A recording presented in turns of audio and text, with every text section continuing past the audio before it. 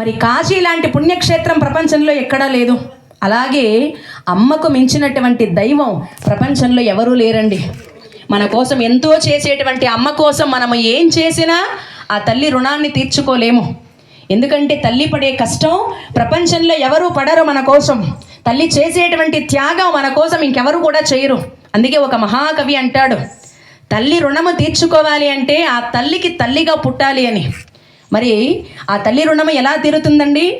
ఈ 9 మాసాల కడుపున బిడ్డని మోస్తుంది, అది మహాభయంకరం.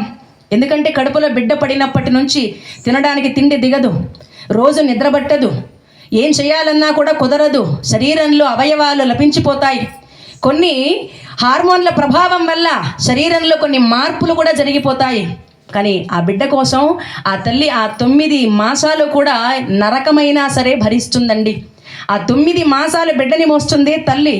ఆ గొప్పతనానికి మన రక్తంతో అభిషేకం చేసిన అమ్మ రుణాన్ని తీర్చుకోలేమట. అలాగే పురిటి నొప్పులు పడటం అంటే ఆడది చచ్చి బ్రతకాలి. అది ఎంత నరకమో ఆ నొప్పి భరించే వాళ్లకు తెలుస్తుంది.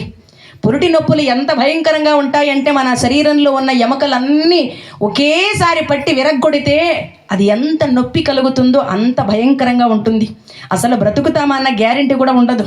మరి అలాంటి భయంకరమైన పురిటి నొప్పులు పడి బిడ్డని భూమి మీదకు తెలుస్తుంది. ఆ గొప్పతనానికి మన శరీరంలో ఉన్న మాంసాన్ని కోసి అమ్మకు పిండం పెట్టినా ఆ తల్లి రుణాన్ని మనం తీర్చుకోలేమట. అలాగే బిడ్డ భూమి మీద పడ్డాక ఇన్ని నొప్పులు, ఇన్ని బాధలు, ఎన్ని వ్యాధులు వచ్చినా, అందులోన ప్రెగ్నెంట్ అయినారంటే ఎక్కడ లేని రోగాలన్నీ వస్తాయి. షుగర్లు కానీ, బీపీలు కానీ ఎన్నెన్నో వస్తాయి. అసలు బతుకుతామా అనే గ్యారెంటీ కూడా ఉండదు.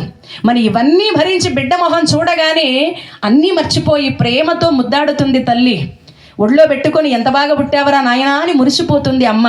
ఆ గొప్ప ప్రేమకి మన చర్మాన్ని ఒలిచి ఆ చర్మంతో అమ్మ కాళ్ళకి చొప్పులు చేయించినా అమ్మ రుణము తీర్చుకోలేమట. అలాగే ఒక బిడ్డ ఏం తప్పు చేసినా కూడా అందరూ ప్రపంచంలో మందలిస్తారు, కానీ తల్లి మందలించదు. తల్లి వెనకేసుకొస్తుంది బిడ్డని.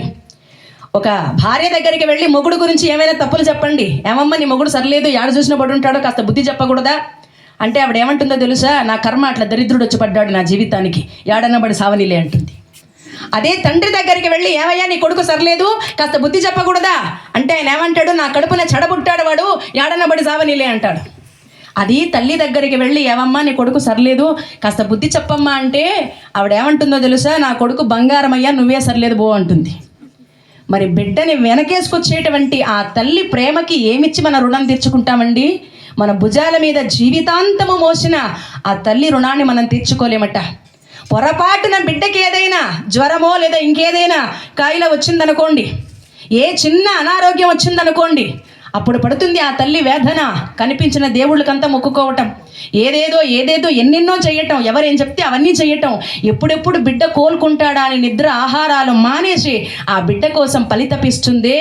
ఆ గొప్ప ప్రేమకి తల్లికి గుడి కట్టించినా కూడా అమ్మ రుణాన్ని మనం తీర్చుకోలేమట. అంత గొప్పది అమ్మ. అమ్మ లేనిదే జన్మ లేదు, అమ్మ లేనిదే అభిమానం లేదు, అమ్మ లేనిదే జీవితమే లేదండి. మరి అలాంటి అమ్మ కడుపున మనం పుట్టి అమ్మ రుణాన్ని ఎలా తీర్చుకుంటామంటే తీర్చుకోలేము.